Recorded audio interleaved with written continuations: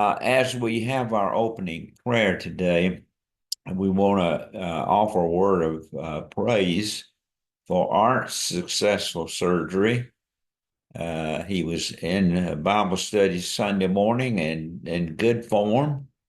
And then for Jenny, who is at the doctor this morning getting a report, and we're trusting she's going to get a good report. We'll pray for those. And of course, among the group here, there are always needs, and we'll pray, of course, for one another. So join me as I lead us in prayer. Father, you've given us a beautiful day to be reminded of how much you are the sovereign God who is the creator of a wonderful earth that you've given us.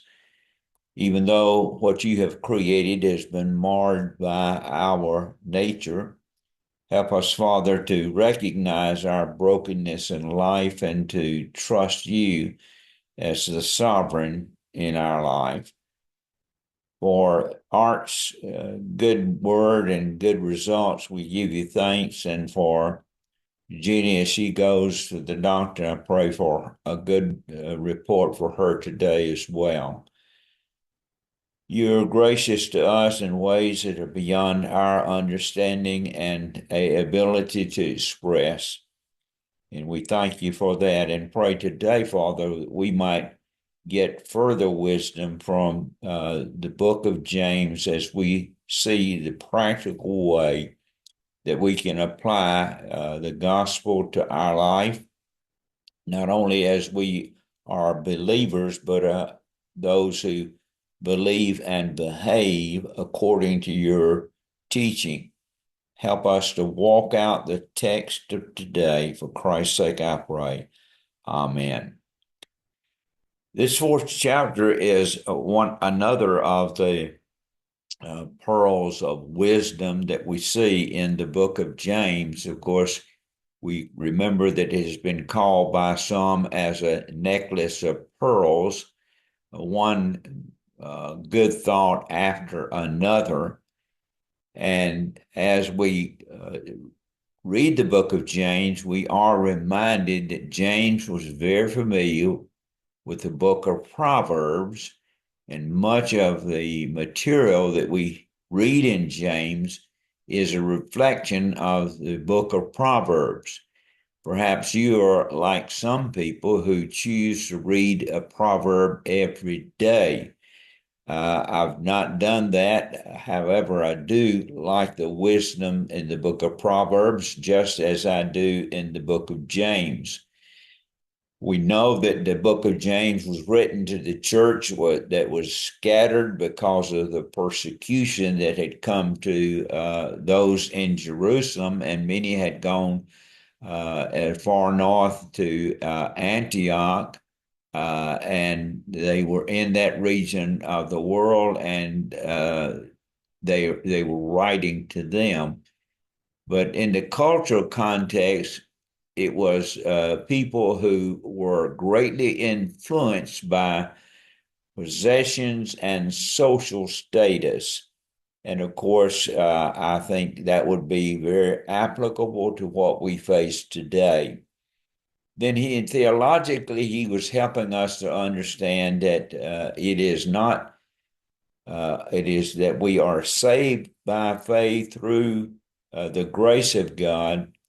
And as a result of our salvation, we are to behave and to live in such a way that we are people of action and works.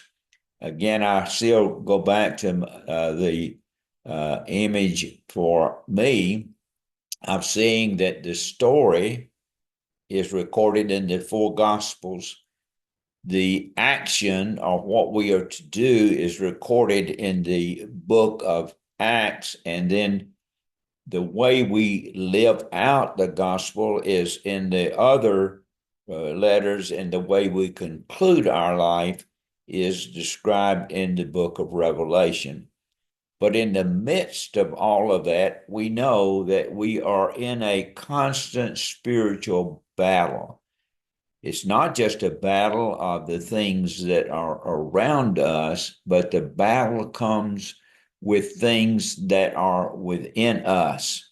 However, very often the things that are within us are lived out in the battle among us. I find very often through the years as a pastor counseling people, there people would come to a counseling session with what I call a presenting problem, is that they would come and explain this is the problem. But then as I further talked and then listened to those, basically as they worked through their own issue, I discovered that there was an underlying problem, not just a presenting problem. And he asked this question: what causes the fights and quarrels among you? And often we have to ask that question. There are so many things that bring us into conflict. He tries to, I think, and he does a good job of answering that. He says, don't they come from your desires? And uh, the desire of my heart is what I want. Now, we focus oftentimes on the temporal things, many times the intangible things, and those are the things that we think will make our heart glad and happy. Now, if you want to see, and I've mentioned this before, how broken we are, just watch some of the criminal programs and the noted, documented stories of how people would take the life of another for almost nothing in terms of material goods, thinking that this will make them happy. Several years ago, you may have remembered there were a number of stories of young kids that would take the life of another kid in order just to take the shoes off their feet because of the culture that personified the importance of the Jordan tennis shoe. Well, verse 2 says and uses either metaphorically or literally. I think it could as well be said literally. He says, you desire, but you do not have, so you kill. Now, some think that that's a metaphorical description, but there are many documented stories that I could refer to today where people do just what I've described, kill because of the desire of their heart. And he says, you covet, but you cannot get what you want, so you quarrel and fight. One of my favorite expressions through the years has been, where there is a will, there is a family. And we have watched, and I have watched, how people at a time of a death have quarreled over things that belong to others, and simply because of the desire of their heart. My dad and mother, and Bill would confirm this, went to extremes to be sure that they left nothing for us to, in a way, we could quarrel over. And there were six of us, five of us, and one sister and her family we were working through. And I'm grateful that there was no quarreling over material things. And but people do that. He says you do not have because you do not ask God. Now, our pastor has made the comment several times in preaching that he says he never wants to be caught not having what he wants because he's failed to ask. But I know him well enough just from his pulpit manners and preaching that he would always preach. and pray the prayer that never fails, which is the prayer that we pray that thy will be done. I often am at a dilemma as to what to pray for, because if I got the desire of my heart rather than what is the will of God, I would be getting the lesser of the experience, because whatever God's will for my life is, that's the best for me. Verse 3, when you ask, you do not receive because you ask with wrong motives. And that's so easy for us to do. We can ask for the wrong motives. And he says that comes because you want to get what is the pleasures of life. If you studied the Acts 15 this past Sunday, uh, then you studied about the Jerusalem conference. As you know, in that day, the Judaizers believed that Christians, to become a Christian, you had to follow the law regarding male circumcision. And there was a dispute in the church, and they brought it together in a conference, or what they call the Jerusalem Conference, where that subject was discussed and debated. And according to the text, it was a severe debate. My word to our class Sunday was you could have put any subject there in that text, because it is a model of how you solve a problem. Rather than quarrel about it, rather than take someone's life about it, rather than to fight about it, bring the subject to an open conversation so that you can get the elephant visible in the room and begin to discuss it so that you can come to a resolution. And I think that particular text serves us best when it becomes a model of how to solve differences in the church.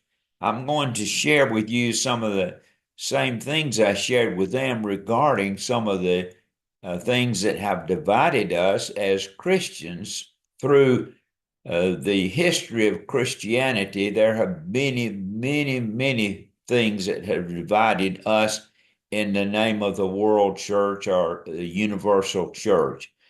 And you can read along and see what I'm going to comment regarding. There was a group that I had never heard of called the Sin Eaters.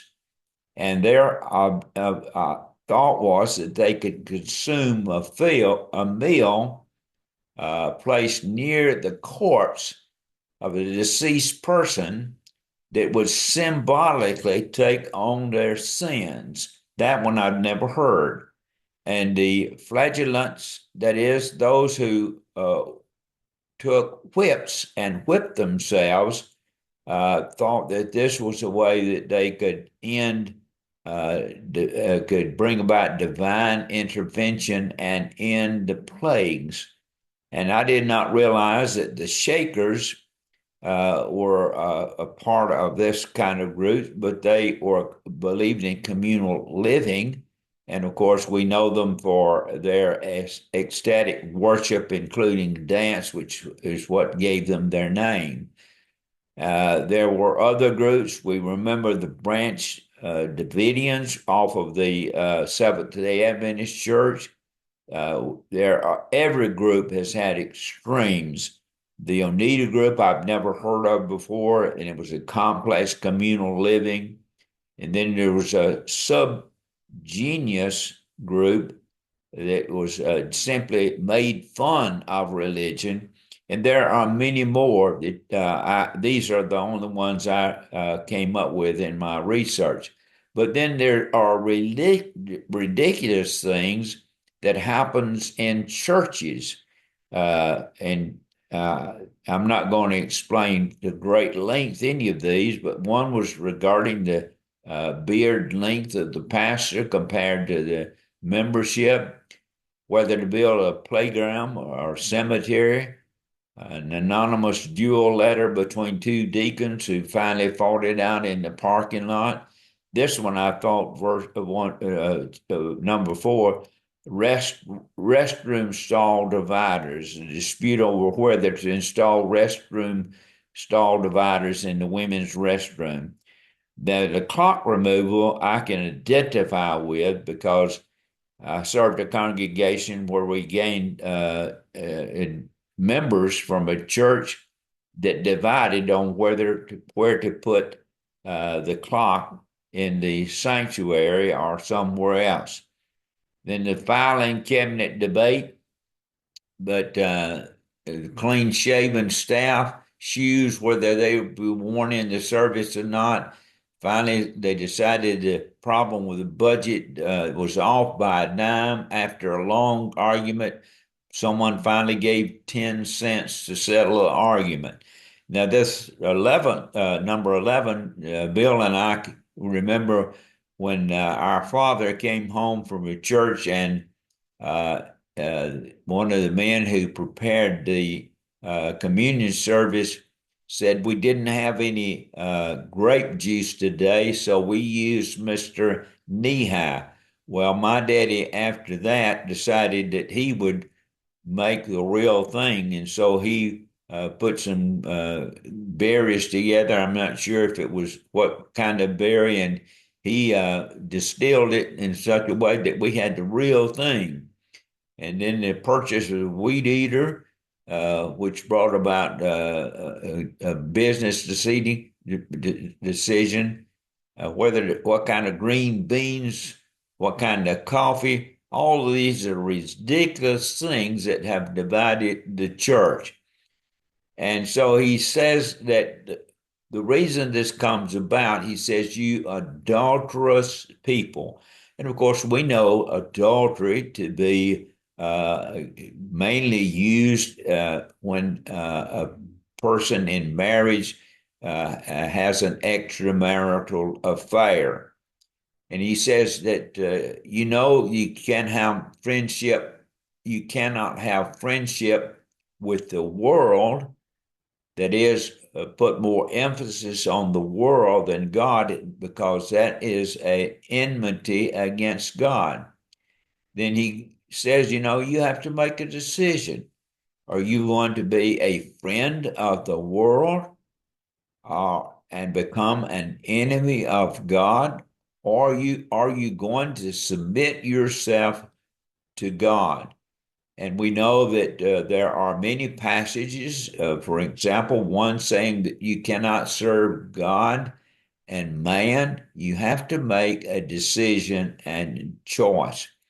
In the beginning, God created us to be in fellowship with Him, and He has claimed from the very beginning of Scripture that He is a jealous God, and He longs to have our fellowship, and He longs to have our loyalty. Verse 5, or do you think the Scriptures says without reason that that He jealously longs for the Spirit He has called to cause to dwell in us? That relationship with God is something God cherishes, and He is jealous when He is even used the term in other places, go whoring after something else. We cannot have a relationship excluding God in the world and not cause a division between us and God. Verse 6, but He gives us more grace, that that is what the Scripture says. God opposes the proud, but He shows favor to those who humble themselves. He wants us to be faithful to Him, to be submitted to Him, But he also want the one thing that James points out again and again, that God favors those who are weak. He favors those who are the lowest in the realm of social structure. God opposes, though, those of us who become prideful, thinking that it's that our achievements or whatever we have in life is because of our own work, etc. How many of you chose to be born into the family you were born into, or to be born in America, or to be born with a particular mindset or mental capacity, and on, or giftedness? We didn't choose those things. These were gracious gifts God gave us. Now we're entering in a section in this fourth chapter where there are seven, I believe, of the 54 imperatives that are given in the book of James. These are easily remembered statements that can stand alone and often do. Often people will use these statements to make a point. I'm not one much for proof texting, but you can support an argument with a scriptural text. But I think we need to be careful because we need to interpret what we say about a text in the context. And we do that all the time. I do that. So we need to be careful about proof texting. And in my view, that's what's brought about a great deal of division among Christian groups, is that we'll focus on one text to the exclusion of the other uh, information about that particular subject in the Bible. Therefore, we'll carry it to the extreme and causes divisions among us. But he says then we're to submit ourselves to God. I think from the beginning of the teaching of following Christ, that is one of the primary things. Even the text out of Proverbs, it says that we are, as Proverbs, we are to lean on God and not trust in our own ways. That when we do that, acknowledge Him, He is going to direct our ways. So when we submit ourselves to God and then we resist the devil, then he, that is the devil, will flee from us. Now, sometimes that takes advanced planning. I think we make a choice who we're going to serve. We don't put ourselves into places where evil can overcome us. So we, in advance, make the plans of saying, no, we're not going to submit to that. We're going to avoid certain things. We're going to walk around certain things in order to avoid those things that would compromise our living. It says, if you submit to God, then verse 8, he says, come near to God, and he will come near to you. I remember as a child, I don't think we had them that were, there used to be little animals and cars that had polar opposite magnetic fields, that whenever you would put the little car or the animal to it toward another, it would immediately uh, attach itself to the other. Well, that is the description he is giving here, that whenever we are in the nearness to God, God's going to be near us. It's like the illustration I've used too often about the man and woman who were riding in the car, And this is after years of marriage, and she looks over to him and says, "Honey, why don't you put your arm around me like you used to?" And he simply makes a statement, as he is the driver of the car. He said, "Sweetheart, I haven't moved." And oftentimes we move away from God and then blame our lack of a sense of passion on Him, and it's us who have moved rather than God.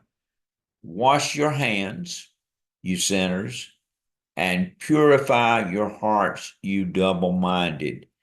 As those who were a part of the Jewish tradition would understand that whenever they went to temple, there were baths, mikvahs, that were outside where they could wash their hands, they could get into the baths, they could wash themselves in preparation to cleanse the outside of their body.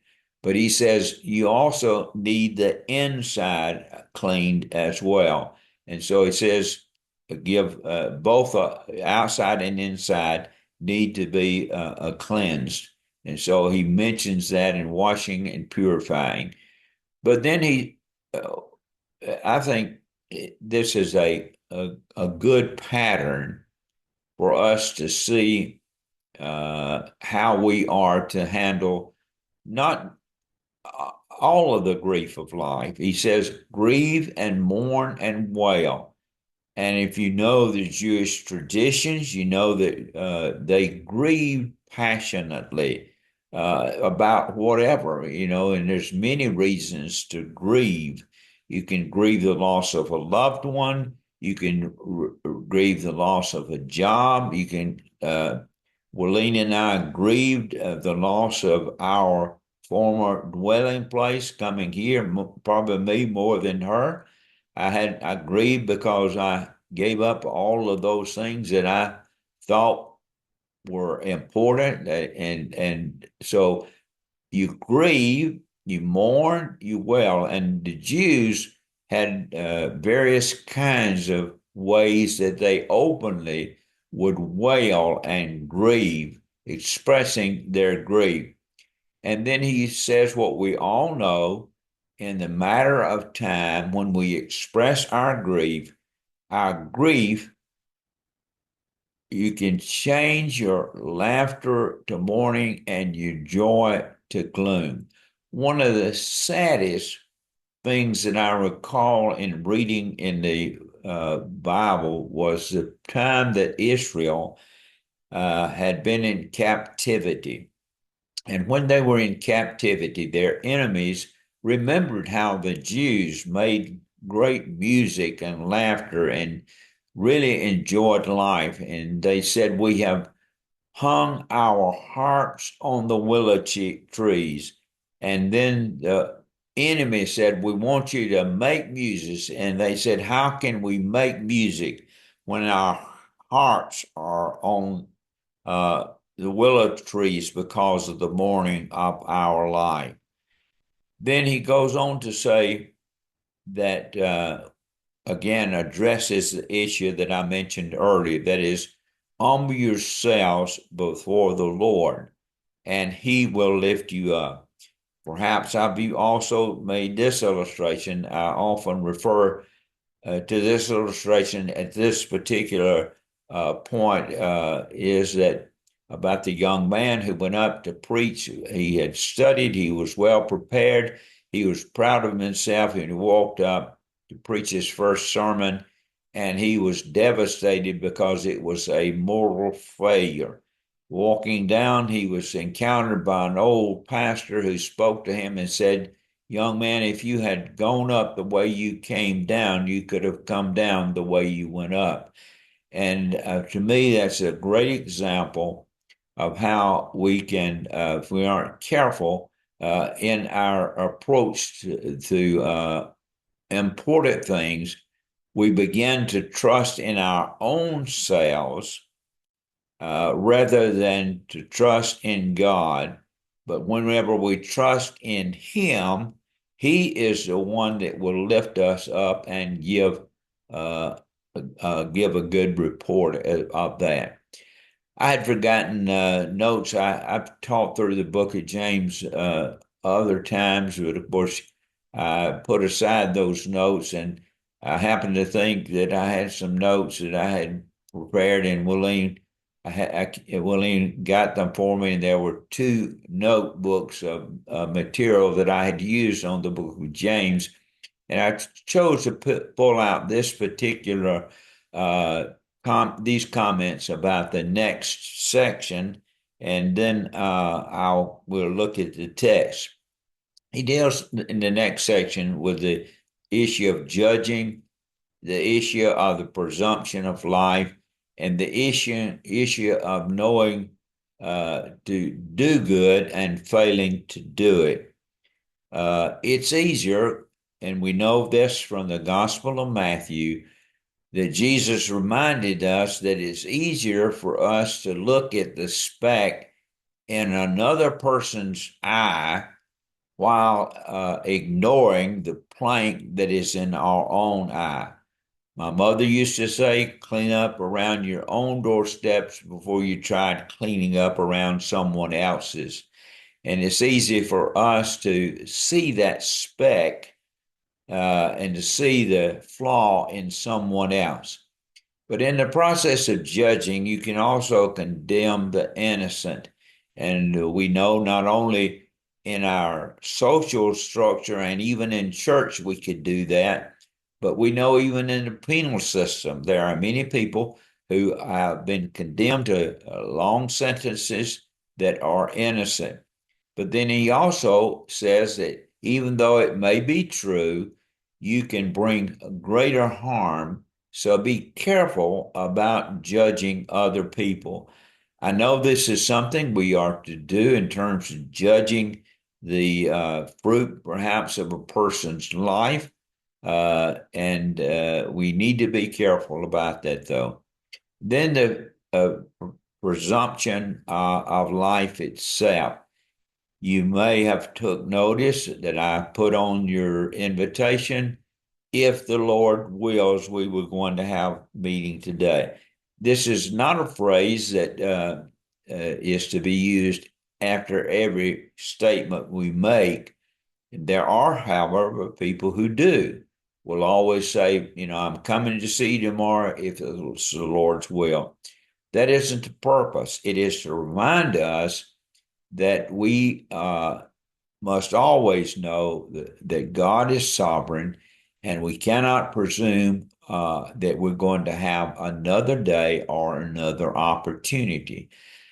I illustrate this with the story of the pastor who was painting his fence, and a man came by riding his horse, and the pastor said, "What are you going to do?" He said, "I'm going to sell my horse. I'm going to take this horse to the market. I'm going to sell it." And the pastor said, "Well, you ought to say, I'm going to sell this horse if it is the Lord's will." The man said, "No, it is not a matter of the Lord's will. I bred the mother and father of this horse. This is my horse. I have fed it. I have cared for it. I'm going to take it to the market and sell it. That settles it." And he took off with a cloud of dust behind him. Well, the man, as he was gone for just a few hours, and the pastor looked up from painting his fence, and he saw the man coming through, holding or carrying the saddle that was on the horse. He was he was bruised up. Most of his clothes were gone. And he said, "What in the world happened to you?" He says, "When I left you, I decided I was late, that I would take a shortcut through the field of a farmer. And when I did, the farmer saw my horse but did not see me. He shot the horse out from under me. The horse fell on me. I pulled my clothes off and got bruised up as I got out from under the horse. and I took the saddle off, and I'm making my way back. And he said, well, what are you going to do now? He says, I'm going to go home and get some new clothes if it's the Lord's will. Well, I think that story is an example of how when we presume the future, we run into trouble. Who dares to know our future? We are not to presume future, but we are to enjoy every day of our life on this journey and not be like the man who had such a success in farming that he says, I'm going to tear down my barns and build bigger barns. And the Lord said to him, what makes you think you're going to have a tomorrow? Today, your soul will be required of you. And then the last section is just the last verse, the issue of knowing to do good and not doing it. He says there's a sin, and perhaps you for years have wanted to know what the sin of omission is. That is to know good and not do it. Well, this is the section that we'll deal with now. He says, brothers and sisters, do not slander one another. Anyone who speaks against a brother or sister judges them, speaks against the law, and judges it. When you judge the law, you are not keeping it, but sitting in judgment on it. He says there's only one lawgiver and judge. And of course, we know that is our sovereign God, the one who is able to save and destroy. But you who are but who are you to judge your neighbor? And we must be very careful about that. And I have been wrong more than right when I have drawn conclusions about other people before I knew them. I think I've mentioned this before, but again, I like the statement from a very prominent leader who said, that man over there, you see him, I don't like him. Therefore, I need to get better acquainted with him. Well, I think presuming tomorrow falls into that category. We need to enjoy every day. We're not to judge others. He says, come now, you who say, today or tomorrow we will travel to such and such a city and spend a year there and do business and make profit. That's the presumption that a person has another day. We have to make plans. We have to assume that, but we don't count on that as if that is the only thing. But he goes on to say, yet you do not know what tomorrow will bring, but what your life will be. For you are like a vapor that appears for a little while, then vanishes away, or then vanishes. We live in an area that has brought great delight for me in the early mornings when we look out and we see a low-hanging cloud. I love to see those low-hanging clouds. And whenever the sun comes up and they disappear, it reminds me of how so many things that we think are the end of life for us are like those clouds that disappear. That's what happens to our troubles, but also it is a reminder to us that life is like that vapor. It vanishes quickly. Those of us at this season in life are like a post my brother Dale put up recently on Facebook that says, I didn't know that getting old would come so quickly. And I think each of us can say that. We did not imagine that as a teenager or a child, but it's come quickly. Then he says, what I illustrated the story, instead you say, if the Lord wills, we will do this and that we will do that. It is a formula for reminding us that God is sovereign and in charge of all things. But as it is, you boast in arrogance. All such boasting is evil. I've seen this occur again and again among people who, in some regards, I thought they were beyond, death. They were that big of a person in my life. But like you, we have seen that life ends for us all.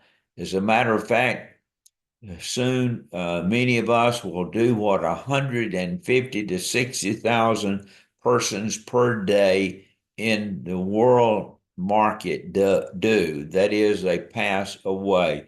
That's the nature of life. It begins and it ends. But what we do with it under the sovereignty of God is to recognize that whatever is achieved, whatever is done, is because of him and should be to his glory, and we have nothing to boast of except for the grace of God. We are like those who do not acknowledge that. We are not to boast in that kind of arrogance. It's evil. And then verse 17, we often have prayed, Lord, forgive us for the sins of omission and commission. And of course, that omission is this. So it is a sin to know the good and not yet not do it. It's not enough for us to say to a person that we have that need and are not harmed by our help, and we have the resources and perhaps the time to help them to say, go and be warm or go and be clothed, but we are to put into action those things that we know we should do. Now, that concludes what we're going to study today. I'm going to stop sharing the screen, and perhaps you have a comment or a question that we can find an answer to. Anybody have a question or a comment that you would like to make? Well, that's fine. And we will next week conclude this book of James, tie a ribbon around it, and say it's a good study, and it's one that we can go back and read. It takes 15 minutes to 20 minutes to read it, and it's filled with all kind of wisdom for us and good information. Well, Susan and Cindy, y'all do good racing in California. We'll be thinking about you when you do that. If y'all can get on next week before you do that, do so. Thank you. Any comment or question anybody would have? Well, have a good week and see you next time. Okay. Bye bye. Bye-bye. Thank you.